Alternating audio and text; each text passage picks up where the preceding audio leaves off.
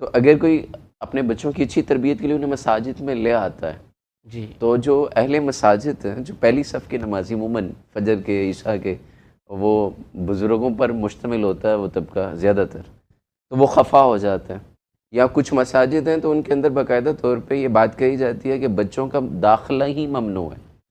تو یہ بچوں کا داخلہ مساجد کے اندر ممنوع قرار دے دینا، یا انہیں شجر ممنوعہ کے طور پہ ٹریٹ کرنا، یا ان کو جھڑکنا، دھتکارنا، یا ان کے ساتھ سخت رویہ اختیار کرنا مساجد کے حوالے سے یا بچوں کی تربیت کے حوالے سے، یہ ایس او پیز کیا ہونے چاہیے، شریعت کیسے گائیڈ کرتی ہے؟ اجازت ہے شیخ عرض کروں کچھ؟ جی فرمائیے. اللہ آپ کو سلامت رکھے.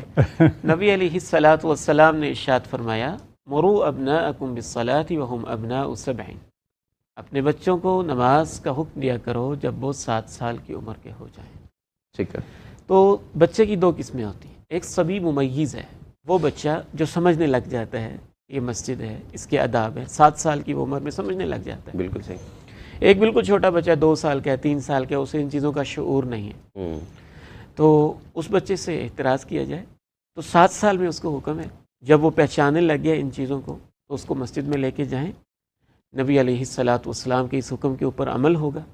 اور جو پہلے صف کے نمازی ہیں انہیں یہ چاہیے کہ ٹھیک ہے وقتی طور پہ تشویش ہوتی ہے، بزرگ ایک عبادت میں ہے، ہم ان کے بارے میں بدگمانی نہیں کرتے، وہ عبادت میں ہے، دعا کر رہا ہے، بچے نے شور کر دیا ہے، کوئی چیخ اس نے مار دی ہے، ایسا کوئی کام کر دیا ہے، تو ان بزرگوں کو چاہیے کہ جیسے اپنے گھر کے اندر اپنے نواسوں کو، اپنے پوتوں کو پیار کرتے ہیں، برداشت کر لیتے ہیں، 3-4 ہوتے ہیں، تو یہ اللہ کا گھر ہے، اللہ کی عبادت کی جگہ ہے، تو یہاں تو زیادہ حوصلہ ہونا چاہیے اور زیادہ برداشت ہونی چاہیے.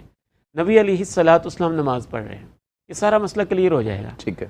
جناب حسن یا حسین ان میں سے کوئی ایک ہے اور آپ کے کندھے کے اوپر چڑھ کے بیٹھ جائے. ٹھیک ہے. صحابی کہتا ہے کہ سجدہ بہت لمبا ہو گیا. میں نے یہ سوچا کہ اتنا لمبا سجدہ کیسے ہو گیا. صحابی یہ کہتا ہے کہ میں نے پریشانی کے اندر سجدے کے اندر ہی سر اٹھا کے دیکھ لیا، اللہ کیونکہ ایمرجنسی تو نہیں ہوگی. بالکل صحیح. تو انہوں نے یہ سین دیکھا کہ نواسۂ رسول جنت کے شہزادے نبی علیہ السلام کی کمر مبارک کے اوپر سجدے کی کفن میں بیٹھے ہوئے ہیں. تو بعد میں صحابہ نے پوچھا تو آپ نے کہا ان ابنی ھذا ارتحلنی فکرہت ان اعجلہ، میرے اس بچے نے مجھے سواری بنا لیا، میں نے پسند نہیں کیا کہ میں جب تک یہ اٹھتا نہیں میں اٹھوں، یہ خود نہیں اٹھے میں تب تک سر نہ اٹھاؤں. نہیں. اللہ اکبر. تو اس سے آپ اندازہ کر لیجئے کہ بچہ پھر بھی بچہ ہے. بالکل. اس سے بڑی تربیت کس گھرانے کی ہو سکتی ہے؟ بے شک صحیح. اور وہ نماز میں شامل نہیں ہو سکے. نماز میں شامل جب نبی علیہ السلام کے اس طرح انہوں نے یہ بچوں والی ایک ادا خوبصورت اختیار کی ہے.